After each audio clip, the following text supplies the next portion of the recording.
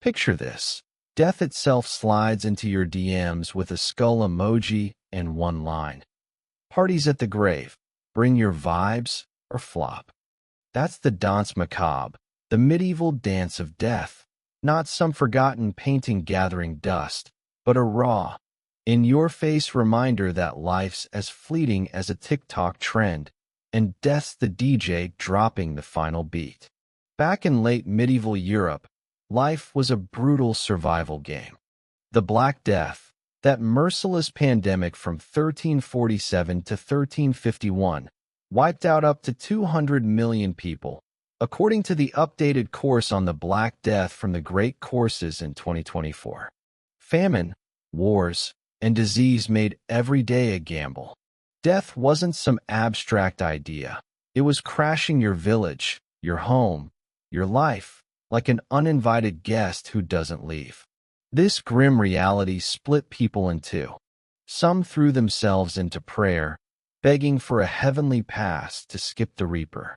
Others, they leaned hard into living it up, chasing every thrill, every feast, every laugh before the lights went out. It's like scrolling X in 2025, seeing posts about the end of the world, but still planning a weekend rave. Same energy, different era. The Danse Macabre captured this chaos in art, poetry, and church frescoes, showing a grinning skeleton, death itself, grabbing everyone for a wild chain dance to the grave. Popes with their golden tiaras, kings flashing their crowns, clergy gripping their crosses, peasants in patched-up rags, merchants counting their coins, old folks hobbling, and kids with wide eyes, all dragged into the same line, no one left out. Death doesn't check your follower count or your bank balance. It's the great equalizer, tearing off every mask of power, wealth, or status, leaving you bare. A 2024 article in the Oxford Art Journal, titled Danse Macabre, Reflections in the Age of Pandemics, explains that this imagery was a way to process collective trauma, like a medieval meme to cope with endless loss. This brings us to Memento Mori, Latin for Remember You Must Die. It's not a grim hashtag, but a deep meditation on life's fragility, a call to ditch the chase for clout or cash and focus on what's real. Monks kept human skulls in their cells, not for spooky vibes, but as daily nudges that everything fades. Shakespeare nails it in Richard II, painting death as a sly jester hiding in a king's crown.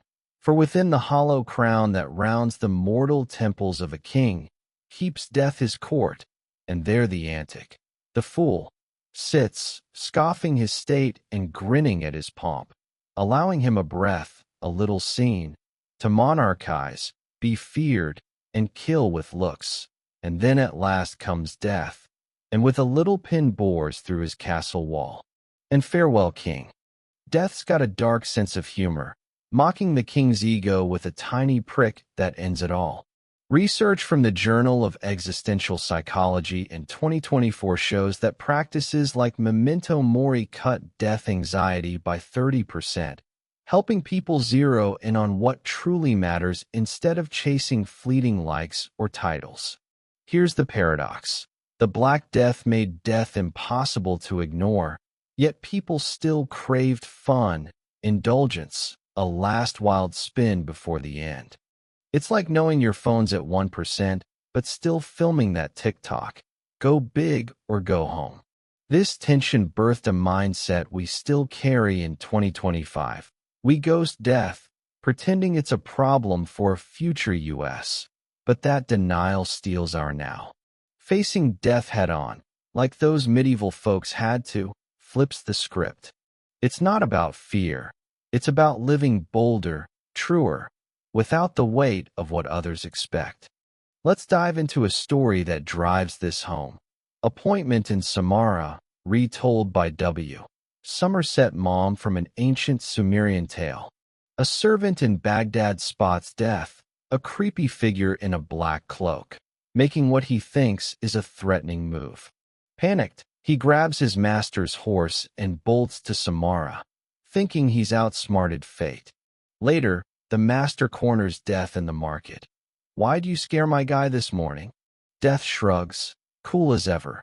"Scare him? I was just surprised to see him in Baghdad. I've got an appointment with him tonight in Samarra." Brutal, running from death only got him there faster. A 2024 study from the American Psychological Association found that avoiding thoughts of death spikes anxiety for 60% of people, making them feel like they're betraying their own life. By dodging the inevitable, we waste time that could have been spent living fully, authentically, in the moment. Death's not always grim. Sometimes it's got a playful streak, like a cosmic troll. Most people tremble when it calls, but one figure doesn't: the fool. He joins death's dance with a grin, laughing at the absurdity of it all. Why?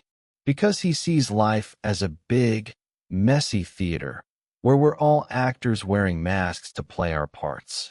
We chase money, status, and clout to impress people we don't even like.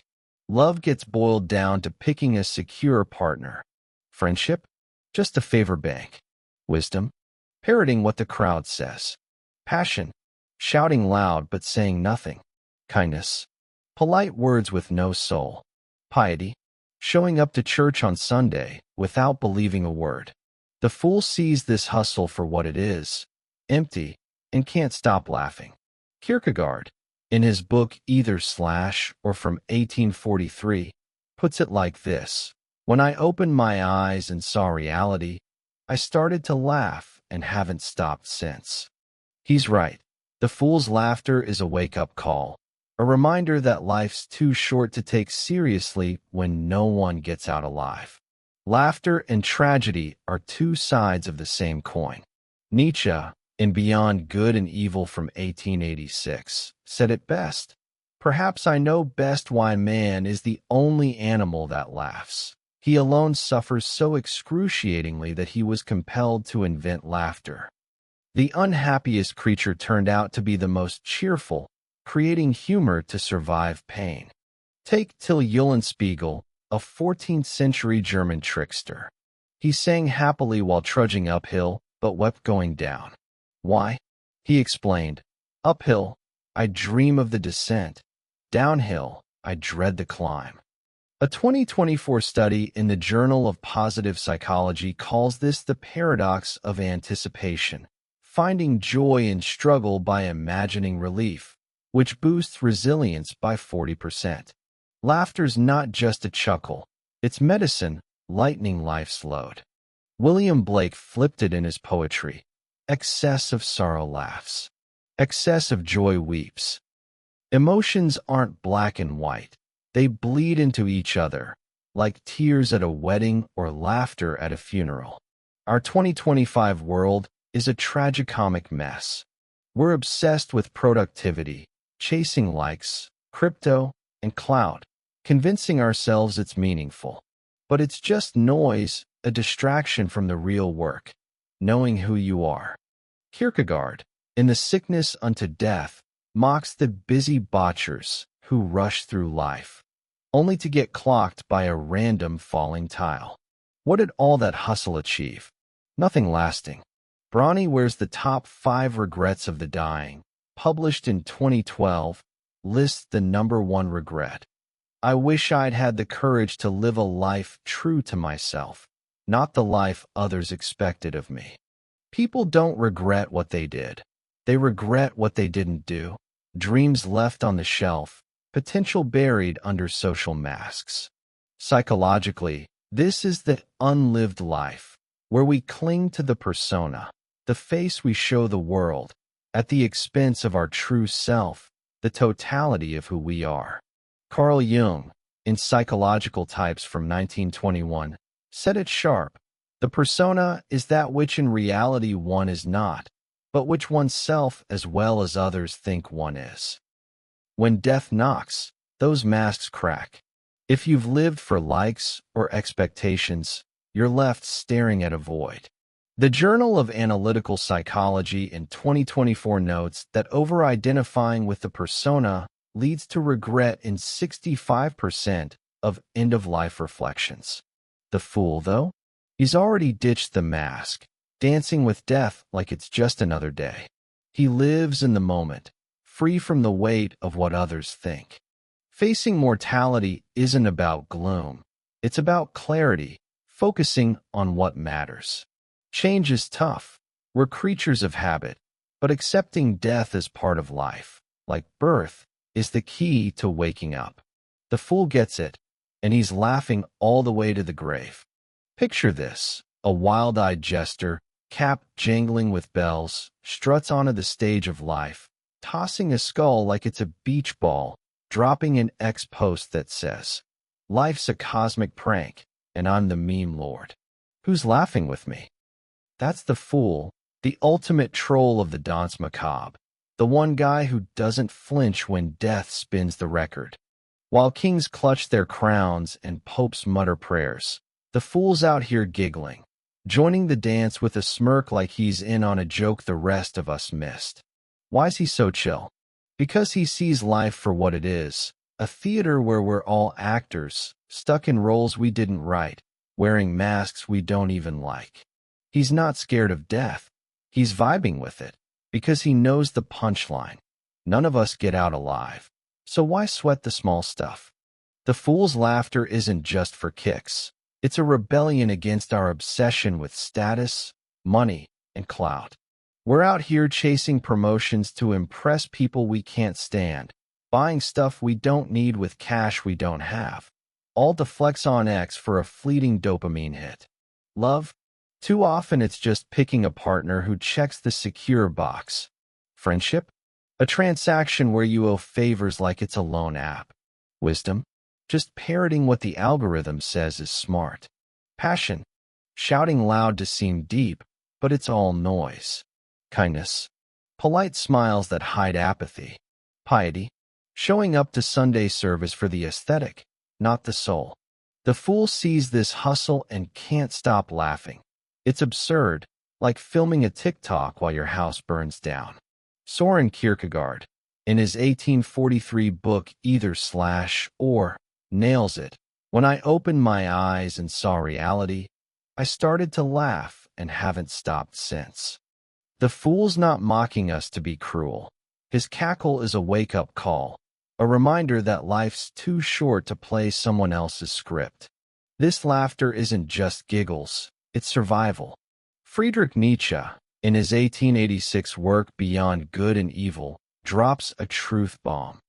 Perhaps I know best why man is the only animal that laughs. He alone suffers so excruciatingly that he was compelled to invent laughter. Think about it. We're the unhappiest creatures, drowning in existential dread, so we invented humor to cope. The fool's the master of this, turning pain into a punchline. Take Till Eulenspiegel, that 14th century German trickster who'd make any Gen Z member proud. One story has him singing merrily while trudging uphill, but crying on the way down. Why? He says, "When I'm climbing, I dream of the easy descent. When I'm descending, I dread the climb ahead." A 2024 study in the Journal of Positive Psychology calls this the paradox of anticipation, finding joy in struggle by imagining relief, which boosts resilience by 40%. It's like laughing at a bad day because you know a Netflix binge is coming. The fool's not just joking, he's hacking life's algorithm. William Blake flips it even harder in his poetry. Excess of sorrow laughs. Excess of joy weeps. Emotions aren't clean-cut. They bleed into each other like a glitchy filter on your favorite app. Ever laughed at a funeral or cried at a wedding? That's the fool's vibe, embracing the mess of being human. In our 2025 world, we're trapped in a tragicomic loop, hustling for likes, crypto, and clout, convincing ourselves it's deep. But it's just a distraction from the real work, figuring out who you are. Kierkegaard, in his 1849 book The Sickness Unto Death, roasts the busy botchers who rush through life, grabbing fire tongs from a burning house, while the real treasure, self-knowledge, goes up in flames. A random tile falls, and boom, it's game over. What did all that grinding get you? Nothing that lasts. Bronnie Ware, in her 2012 book The Top 5 Regrets of the Dying, lists the biggest regret. I wish I'd had the courage to live a life true to myself, not the life others expected of me. People don't cry over what they did. They mourn the dreams they left on read, the potential buried under social masks. Psychologically, this is the unlived life, where we cling to the persona, the fake face we show the world, at the expense of our true self, the raw, messy totality of who we are. Carl Jung, in his 1921 book Psychological Types, puts it blunt. The persona is that which in reality one is not, but which oneself as well as others think one is. Try this. Ask someone, who are you? Most will spit out their job, their hobbies, or their follower count. The deep ones? They pause, because the question's a trap. It forces you to dig past the surface. A 2024 study in the Journal of Analytical Psychology found that 65% of people, when facing death, regret building their lives around this persona, leaving their true self in the shadows. When death knocks, those masks crack, and if you've been living for likes or expectations, you're left staring at a void. The fool, though? He's already tossed the mask. He dances with death like it's a casual Friday, free from the weight of what others think. Facing mortality isn't about gloom. It's about clarity, cutting through the noise to focus on what matters. Change is tough.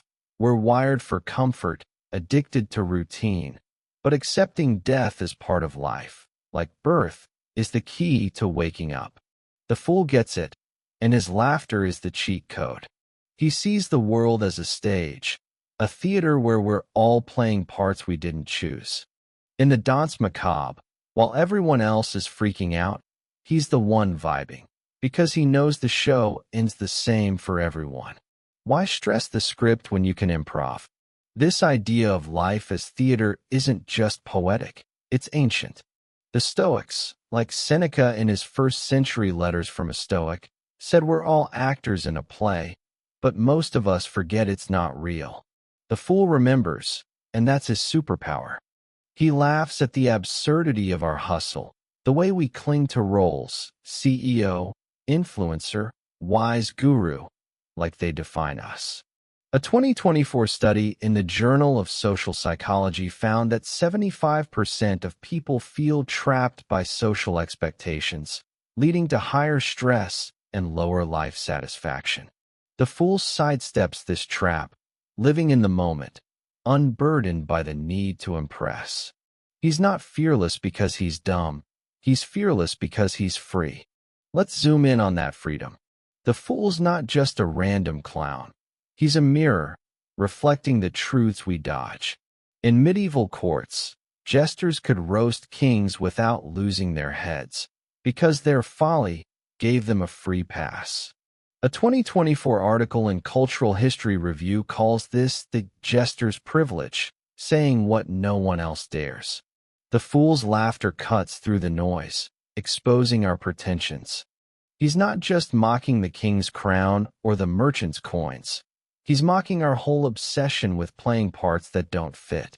In 2025, we're still doing it, curating perfect X profiles, chasing metrics, pretending we've got it all together. But the fool knows. It's all a game, and death's the final buzzer. This ties back to the Danse Macabre's core. No one escapes. The skeleton leads everyone, rich, poor, young, old, into the same dance. But the fool's the only one enjoying it, because he's not pretending to be anything he's not. He's not chasing clout or security. He's just here, now, laughing. That's the paradox. By embracing death, he lives freer than the rest of us. A 2024 study in the American Psychological Association's Journal on Mortality Salience shows that people who confront death head-on report 25% higher life satisfaction, because they ditch superficial goals for real connections. The fool's not running from death like the servant in Appointment in Samarra. He's grabbing its hand, ready to dance. Let's talk about that servant again, because his story's a warning. In Mom's retelling, he thought he could outrun death by fleeing to Samarra, but he only ran straight to his fate. The fool would have laughed at him, not for being dumb, but for missing the point. You can't ghost death, so why not vibe with it? Kierkegaard's laugh in either slash or comes from seeing reality raw. No filters, no illusions. The fool's the same. He's not blinded by the masks we wear or the roles we play. He sees the absurdity and leans into it, turning tragedy into comedy. This laughter's got layers. Nietzsche's line about inventing laughter to survive suffering hits deep, but so does Blake's idea that sorrow and joy swap places. The fool embodies this, juggling pain and humor like they're one and the same. In our 2025 hustle culture, we're so busy chasing the next big thing, more followers, more money, more status, that we forget to live. Kierkegaard's busy botchers are us, running from one deadline to the next, only to get knocked out by life's randomness. Bronnie Ware's regret study reminds us, the real loss isn't what you did wrong. It's what you never tried, the life you didn't live because you were too busy playing someone else's part. The fool's wisdom is simple but brutal. Stop pretending. Ditch the mask, laugh at the chaos, and live now. Death's coming, sure, but it's not the enemy. It's just the end of the set list.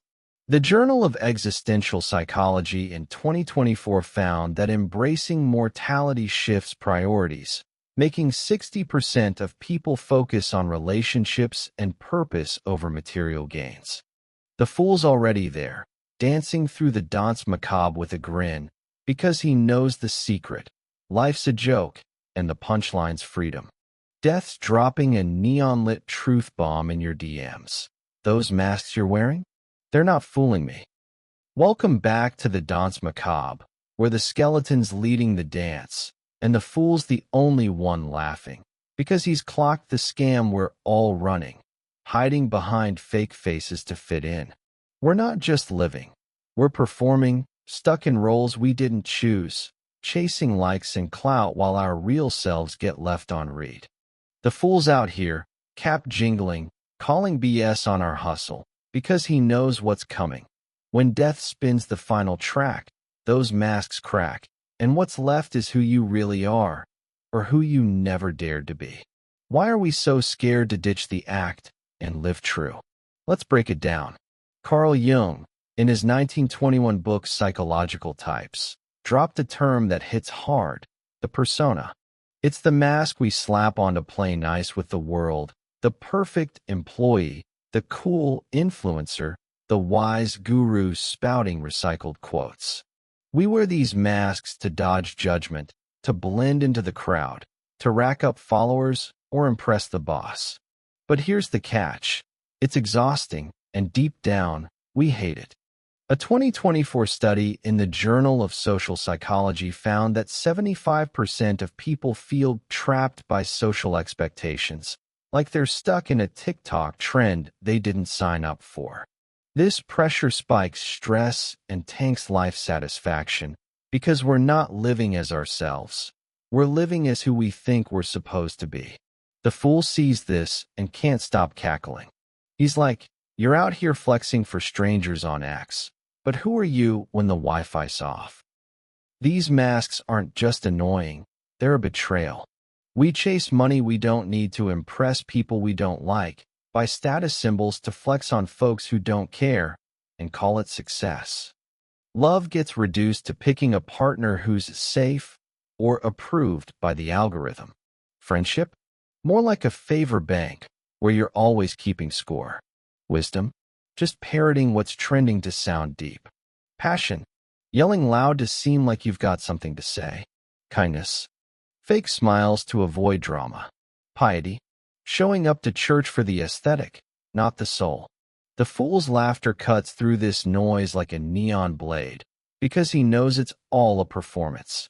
Soren Kierkegaard, in his 1843 work Either Slash or, said it best. When I opened my eyes and saw reality, I started to laugh and haven't stopped since. He's not wrong. The fool's giggling because we're so busy playing parts that we've forgotten who's behind the mask. Here's where it gets real. When death shows up, those masks don't hold. Bronnie Ware, in her 2012 book The Top 5 Regrets of the Dying, lays it bare. The number one regret people have on their deathbed is, I wish I'd had the courage to live a life true to myself, not the life others expected of me. Not the money they didn't make, not the clout they didn't chase, but the life they didn't live, the dreams they shelved, the passions they buried, the self they ignored for the sake of fitting in. A 2024 study in the Journal of Analytical Psychology backs this up. 65% of people facing death regret over-identifying with their persona, leaving their true self in the dust. When you're staring down the end, all those likes, promotions, and secure choices feel like a scam. The fool? He's already ditched the mask, dancing with death like it's a casual hang, because he's been living true from the jump. Let's dig deeper into this persona trap. Jung's take is brutal. The persona is that which in reality one is not, but which oneself as well as others think one is. Oof, try asking someone, who are you? Most will spit out their job title, their hobbies, or their follower count like it's a resume. The real ones, they pause, because the question's a minefield. It forces you to dig past the surface, past the mask, to something raw. Most of us avoid that dig, because it's scary.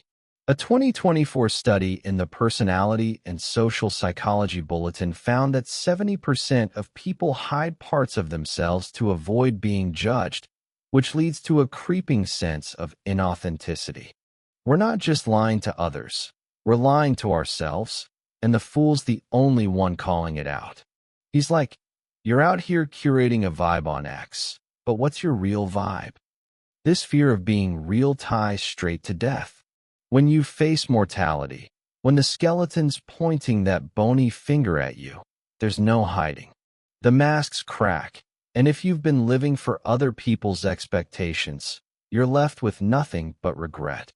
The American Psychological Association's 2024 study on mortality salience shows that people who confront death head-on report 25% higher life satisfaction because they shift focus from superficial goals to real connections and purpose.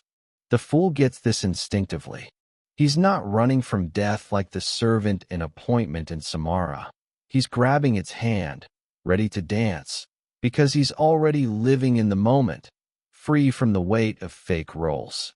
Let's revisit that Samarra story for a second, because it's a gut punch.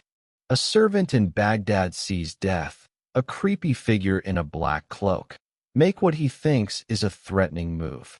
He panics, steals his master's horse, and bolts to Samarra, thinking he's dodged fate. Later, the master corners death in the market. Why'd you scare my guy this morning? Death's like, scare him? I was just surprised to see him in Baghdad. I've got an appointment with him tonight in Samarra. Savage, running from death, just got him there faster. The fool would have laughed at this, not because the servant's dumb, but because he missed the point. You can't ghost death, so why not vibe with it? A 2024 study in the Journal of Personality and Social Psychology found that avoiding thoughts of death spikes anxiety for 60% of people, making them feel like they're betraying their own life. The fool's not playing that game. He's too busy laughing at the absurdity. This brings us to the unlived life, the real tragedy. We're so busy chasing clout, status, and security that we forget to live. Kierkegaard, in his 1849 book The Sickness Unto Death, roasts the busy botchers who rush through life, grabbing fire tongs from a burning house, while the real treasure, self-knowledge, burns to ash. A random tile falls, and it's game over. What did all that hustle get you? Nothing that matters. The fool's wisdom is simple. Stop pretending. Ditch the mask, laugh at the chaos, and live now. Death's coming, sure, but it's not the villain.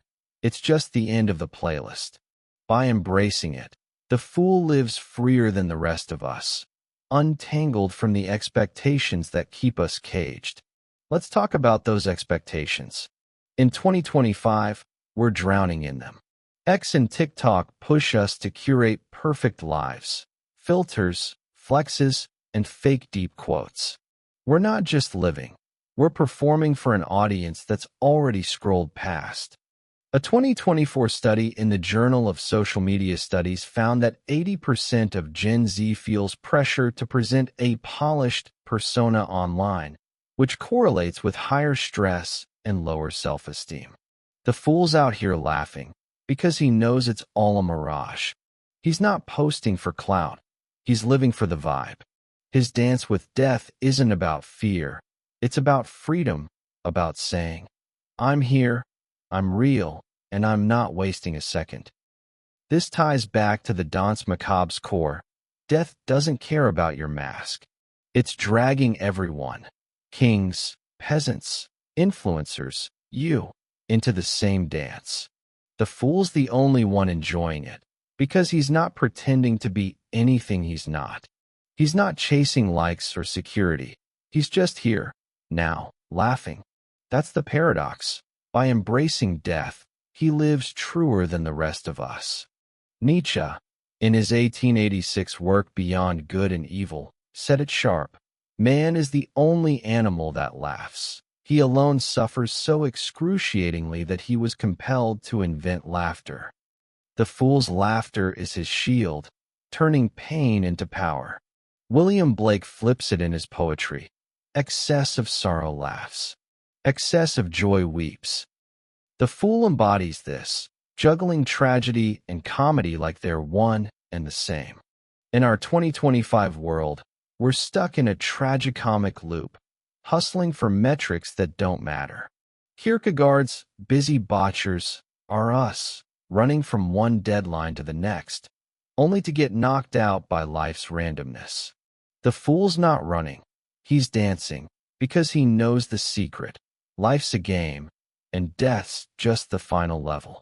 A 2024 study in the Journal of Existential Psychology found that embracing mortality shifts priorities for 60% of people, making them focus on relationships and purpose over material gains.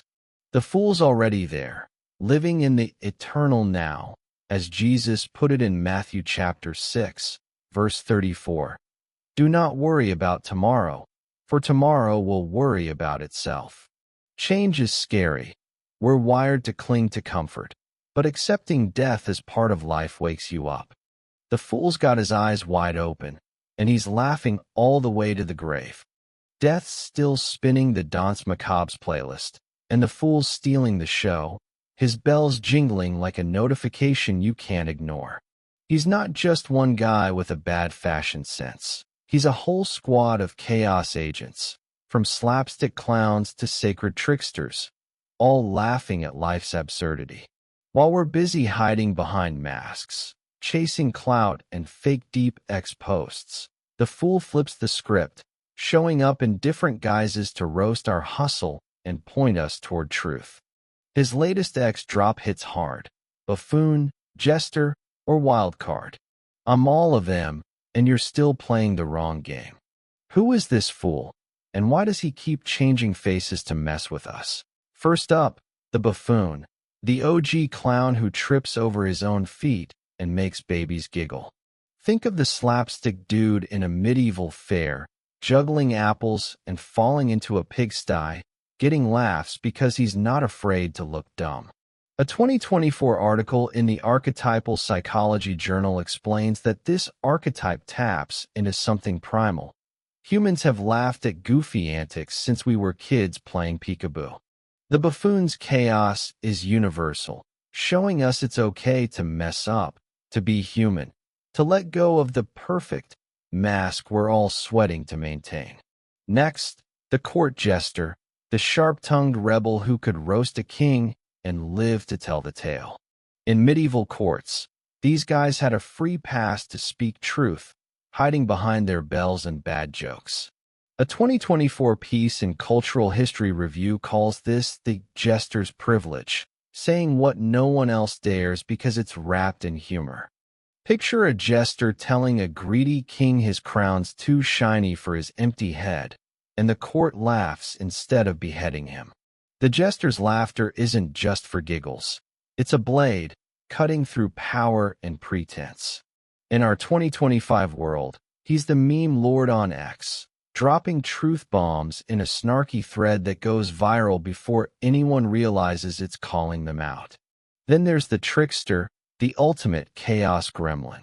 Take Till Eulenspiegel, a 14th century German legend who'd make any Gen Z prankster jealous. He'd pull stunts like selling fake relics or tricking rich folks into eating dirt, all to expose their hypocrisy.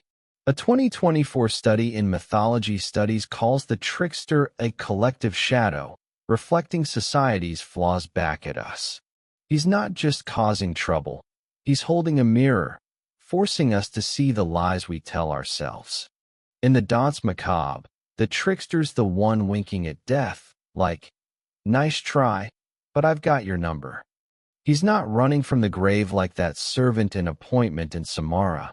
He's too busy laughing at the game. Let's talk about that Samarra guy again, because his story's a perfect foil.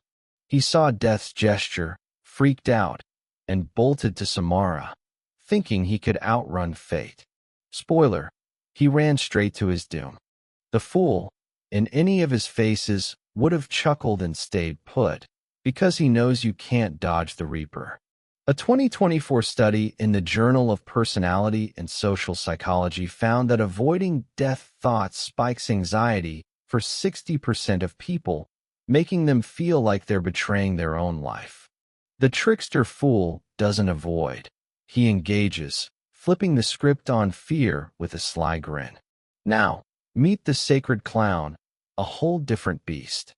Think of the Su-Hyoka, a holy fool who'd ride horses backward or wear coats in summer to mess with norms. A 2024 article in Anthropology Today says these figures are shamans, balancing chaos and wisdom to wake people up. They're not just clowns, they're spiritual rebels, showing us the world's upside down, and we're too busy scrolling X to notice. In the Danse Macabre, the sacred clown dances with death, not out of ignorance, but out of reverence, seeing it as part of life's sacred rhythm. They're like, death's not the end, it's just the next verse. Finally, there's the Joker, the wild card in the deck.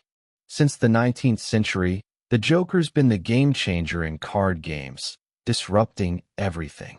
A 2024 piece in Cultural Studies links the Joker to hypersanity, like Heath Ledger's character in The Dark Knight, who sees life's absurdity and laughs.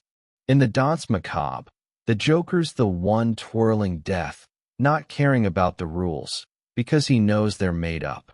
Each fool, buffoon, jester, trickster, sacred clown, Joker, is a mirror, reflecting a different truth about life and death. A 2024 study in the Archetypal Psychology Journal says these archetypes live in our psyche, pushing us to question our roles and embrace the chaos. This ties back to the fool's core in the Danse Macabre. He's not scared, because he's free. While we're hiding behind masks, employee, influencer, deep thinker, the fool's out here switching faces, laughing at our need to control the narrative. Carl Jung, in his 1921 book Psychological Types, said the persona is what we're not, but what we and others think we are. The fool's many faces show us we don't have to be one thing. A 2024 study in the Journal of Social Psychology found that 75% of people feel trapped by social roles, which spikes stress and kills authenticity. The fool sidesteps this, living in the moment, unburdened by expectations.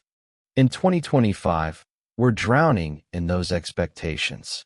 X and TikTok push us to curate perfect vibes, filters, flexes, and fake wisdom. A 2024 study in the Journal of Social Media Studies found that 80% of Gen Z feels pressure to present a polished persona online, which tanks self-esteem. The fool's laughing because he knows it's all a mirage. He's not posting for clout. He's living for truth. His dance with death isn't about fear. It's about freedom, saying, I'm here, I'm real, and I'm not wasting a second. This loops back to the Danse Macabre's heart. Death doesn't care about your mask or your role. It's dragging everyone, kings, peasants, influencers, into the same dance. The fool's the only one vibing, because he's not pretending. Bronnie Ware's 2012 book, The Top 5 Regrets of the Dying, hits hard. People regret living for others, not themselves. A 2024 study in the Journal of Analytical Psychology found 65% of people facing death regret their fake personas. The fool's many faces, buffoon, jester, trickster, sacred clown, joker, show us we can be more than one role, as long as we're true. Nietzsche, in his 1886 work Beyond Good and Evil, said it best. Man laughs because he suffers so excruciatingly that he had to invent laughter. The fool's laughter is his power, turning pain into freedom. In our 2025 hustle culture, we're stuck in a tragicomic loop, grinding for metrics that don't matter. Kierkegaard's Busy Botchers, from his 1849 book The Sickness Unto Death, are us, rushing from one deadline to the next, only to get knocked out by life's randomness. The fool's not running, he's dancing, because he knows life's a game, and death's just the final level. A 2024 study in the Journal of Existential Psychology found that embracing mortality shifts priorities for 60% of people, focusing on relationships over clout. The fool's already there, living in the eternal now, as Jesus said in Matthew chapter 6, verse 34. Do not worry about tomorrow, for tomorrow will worry about itself. Change is scary, but accepting death wakes you up. The fool's many faces are a call to drop the mask, laugh at the chaos, and live free. Death's still spinning the Danse Macabre's beat, and the fool's out here laughing like he cracked life's code. He's not just a clown tripping over his bells. He's a genius in disguise, dropping truth bombs while we chase clout. His latest X post is a mic drop. Call me crazy, but I'm seeing clearer than your algorithm. Ready to ditch the script? The fool's not your average chaos agent. His madness is sharper than our 2025 hustle, outsmarting the grind we're all trapped in. While we're curating fake deep X profiles, he's dancing with death, vibing in the moment. Why does his crazy feel so right? And how's he schooling us on living true? This fool's no idiot. He's playing a different game. Socrates, back around 399 BCE in Plato's Apology, said real wisdom is admitting you know nothing. The fool lives that, strutting through the Danse Macabre with a grin, unbothered by the need to look smart or successful. He's not posting recycled quotes to seem deep. He's embracing the chaos, where the real truth hides. Shakespeare's Fest in Twelfth Night nails it. Better a witty fool than a foolish wit. Translation: be a clever clown, not a pretentious know-it-all. The fool's madness isn't about losing it. It's about seeing through the noise of our hustle, from chasing likes to flexing status. His madness is balance. We're so obsessed with being deep or winning that we forget how to laugh at ourselves. The fool's got no ego to bruise, so he's free to mess up, question everything, and poke holes in our curated lives. Nietzsche, in his 1883 book Thus Spoke Zarathustra, tells of a tightrope walker who falls when a buffoon jumps over him. That chaos isn't cruel. It's a wake-up call, shaking the walker's ego and showing life's not about perfect balance, but embracing the fall. In the Danse Macabre, while kings and popes panic, the fool's dancing, because he knows the grave's just a step, not the end. What's mad about him? The fool's not unhinged, he's just not buying our script. In medieval times, natural fools, often folks with disabilities or quirks, were seen as divinely touched, free from society's rules. The word fool comes from Latin follus, a windbag, like bellows sparking a fire. That's the fool's vibe, empty of ego, full of life, igniting our inner spark, what the Greeks called thumos, the drive for truth. In fairy tales, like the Grimm brothers, the youth who learned fear, the fool wins the princess not by being a hero, but by trusting life's flow. He faces ghosts without flinching, because he's not weighed down by fear or pretense. His madness is fearless, and that's his power. In 2025, we're terrified of looking mad. We curate perfect X profiles, filter our flaws, chase metrics to prove we're winning. The fool's like, winning what? A race to the grave? He's not afraid to look dumb, because real wisdom comes from questioning the game, not playing it. We're posting for clout, flexing jobs, fits, deep thoughts, but forgetting to live. The fool's madness is a middle finger to that hustle, a reminder that life's too short to care what the algorithm thinks. He's dancing with death, not because he's clueless, but because he's free, living in the moment while we're stuck refreshing for likes. This ties to the Danse Macabre's core. Death doesn't care about your resume or follower count. It's dragging everyone, rich, poor, wise, cool, into the same dance. The fool's vibing, because his madness lets him see the truth. Life's a game, death's the final level. While we hide behind masks, employee, influencer, crypto bro, the fool's out here with no filter, laughing at the absurdity. Bronnie Ware's 2012 book, The Top 5 Regrets of the Dying, hits hard. People regret living for others, not themselves. The fool's madness dodges that, because he's not pretending. The fool's not just a clown. He's a truth teller, flipping our priorities. In medieval courts, jesters could roast kings without losing their heads, because folly gave them a pass. The fool's madness lets him question everything. Why we chase money, fake love, pretend to be wise. In 2025, we're chasing empty goals, posting deep X threads to seem profound while dodging the real work, knowing ourselves. The fool's like, you're flexing for strangers, but who are you when the Wi-Fi's off? His madness is clarity. He sees life as a theater, a play where we're stuck in roles we didn't choose. Love's just secure partnerships. Friendship? A favor bank. Wisdom? Recycled quotes. Passion? Shouting to seem deep. Kindness? Fake smiles to keep peace.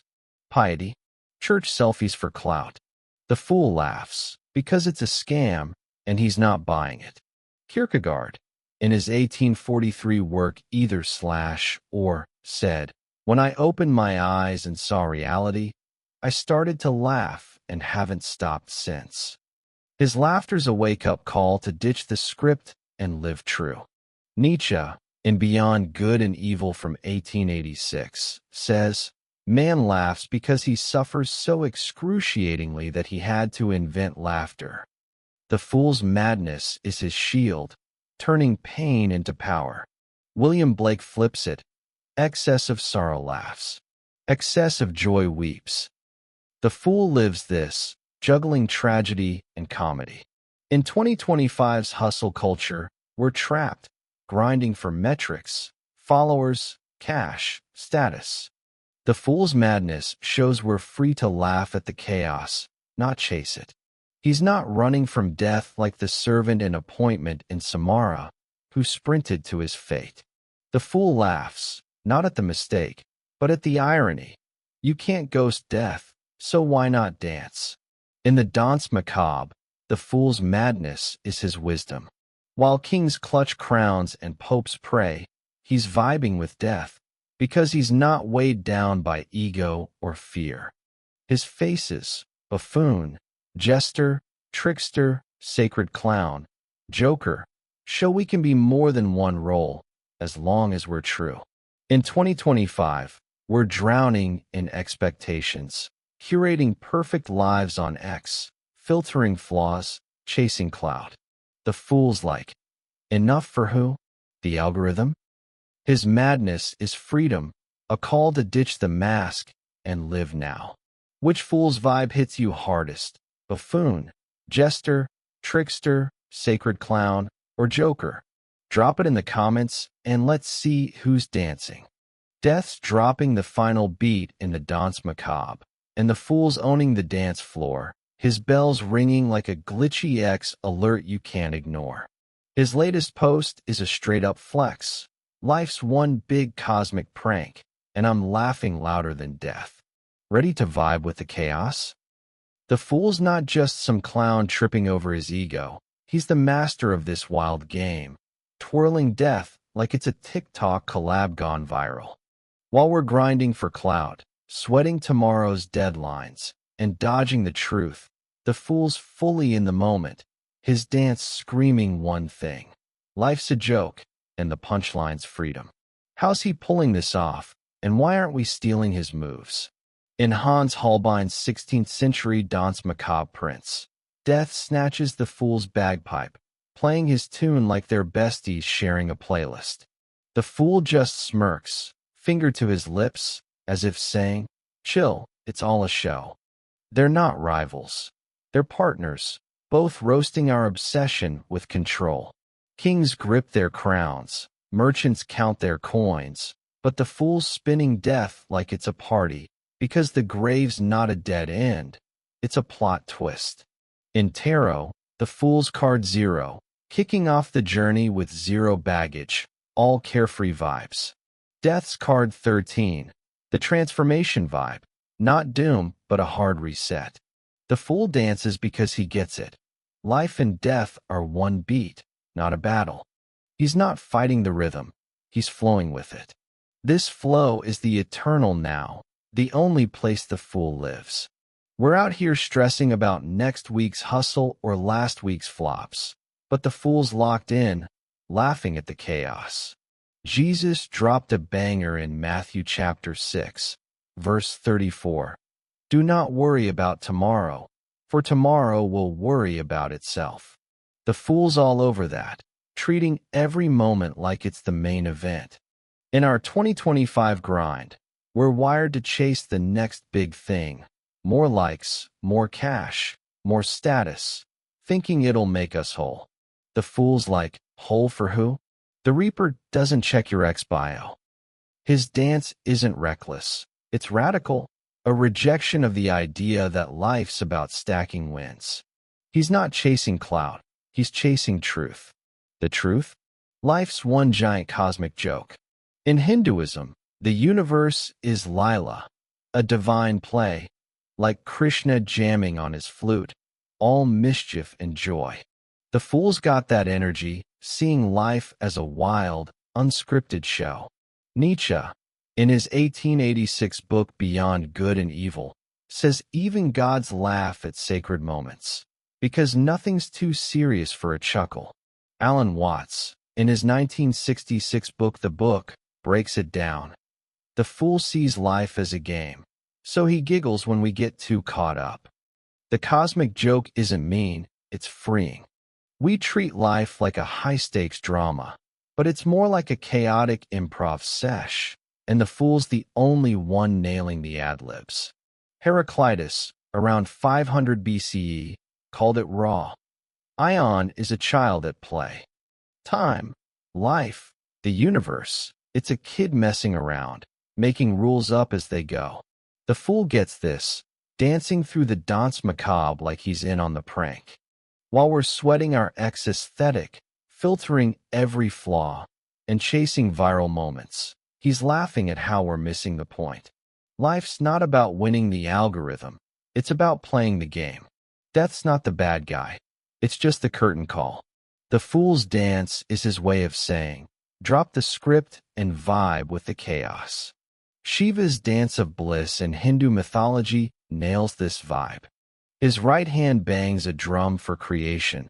His left holds a flame for destruction, balancing both in one wild spin. The fool's dance with death is the same. Life and death, creation and destruction, all part of the same beat. He's not sprinting from the grave like some fool who thought he could outrun fate. That guy ran straight to his doom, thinking he could dodge the reaper. The fool would have chuckled, not at the mistake, but at the irony. You can't swipe left on death, so why not groove with it? His dance is clarity, seeing life and death as one flow, not a fight. In 2025, we're drowning in the grind, chasing likes, crypto, status, thinking it'll make us enough. The fool's like, enough for who? The void? He's not buying the lie that life's about stacking wins. People on their deathbed don't regret the posts they didn't make or the clout they didn't get. They regret not living true.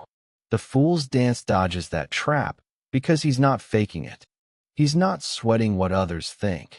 He's living raw, in the moment, free from the need to prove anything. We're all wearing masks. Worker, influencer, deep thinker, trying to fit in, dodge judgment, rack up likes. But when death shows up, those masks don't hold.